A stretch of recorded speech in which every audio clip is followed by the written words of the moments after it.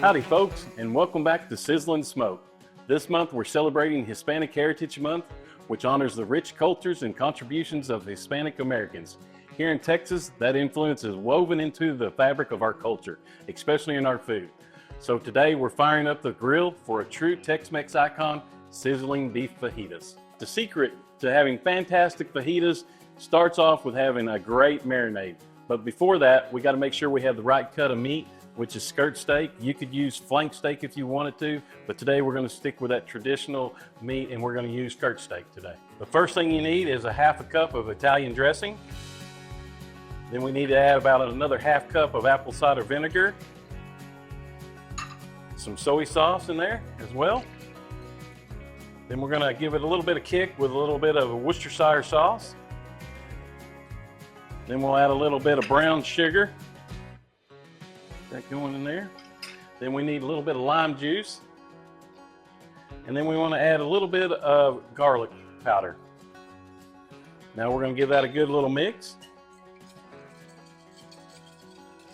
Now we got it all mixed up, we're going to get a skirt steak. We're going to put it in a plastic container or a Ziploc baggie, and we'll start marinating, and we'll put this in the refrigerator for about 4 to 6 hours.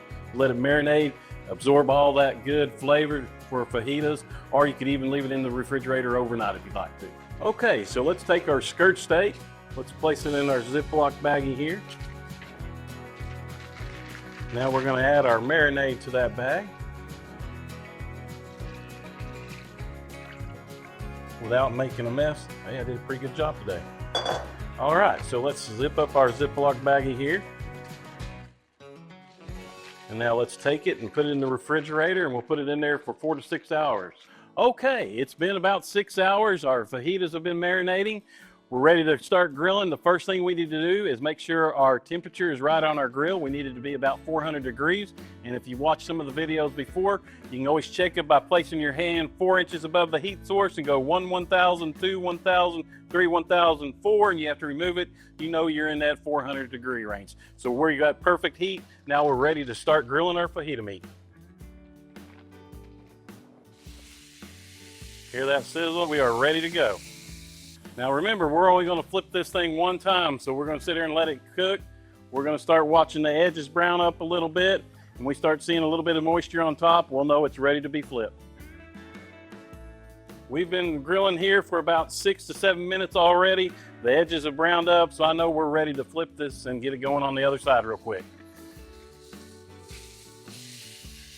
Looking really good. So while this is finishing off, we're going to get our vegetables on here and we'll start grilling those up as well.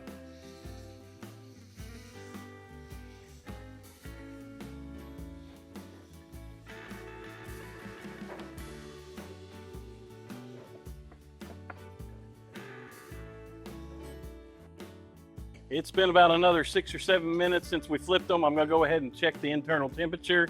You should take them off about 135 to 138. They'll sit here and rest after that, and they'll start getting cooked up to about a nice medium rare, 145 degrees. So you want to pull it off about 135 to 138 degrees.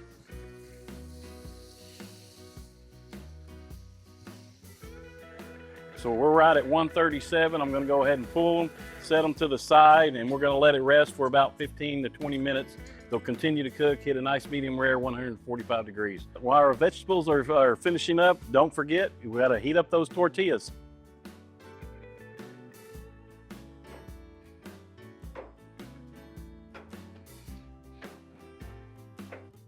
Now that our fajita meat has rested for about 15 to 20 minutes, now we can start slicing. But before we start slicing it, let's talk about it. The grain, as you can see right here, is running this way, back and forth. We want to cut with the grain the first time because we're going to section this off into 3 different sections so our fajitas aren't, a yard long. So we want to shorten them up. So we're going to cut with the grain real quick in about 3 different sections, here and then here. So now we've cut across the grain, or with the grain, to section it out. So now we're going to rotate our meat, right? And now we're going to cut across the grain. It's very important that you cut across the grain, because if you cut with the grain, you're not going to get a good bite. It's going to be real chewy, it's going to be stringy, it's not going to fall apart. So you got to make sure you cut across the grain. So now we're going to slice this into our fajita slices. And real quick, what I'm going to show you is I'm going to turn this one back around and just slice it with the grain and show you real quick. So if I try to pull that apart, you see how it's sticking together? It's not going to pull apart very easily. Now I'm going to take this one we cut across the grain and just see how it falls apart real easy. So that's why you need to make sure you cut it across the grain. And as you can see, we have a nice medium rare doneness here. These are going to be tremendous. All right, now that we got our meat all sliced up, we've got our tortillas heated up, we've got our vegetables done. Now we just need to put them together and get them assembled. Okay, now that we've got our fajitas assembled, nice medium rare steak here, we've got our warm tortillas, our grilled vegetables. Let's get ready to take a bite. But before I do that, just remember, if you have any leftovers, you can make fajita quesadillas, you can make fajita nachos, you can even use it for breakfast tacos in the morning. But with that being said, happy Hispanic Heritage Month, everyone. I hope you celebrate by sharing a meal and making memories. Get this recipe and more at beeflovingtexans.com. Y'all hungry?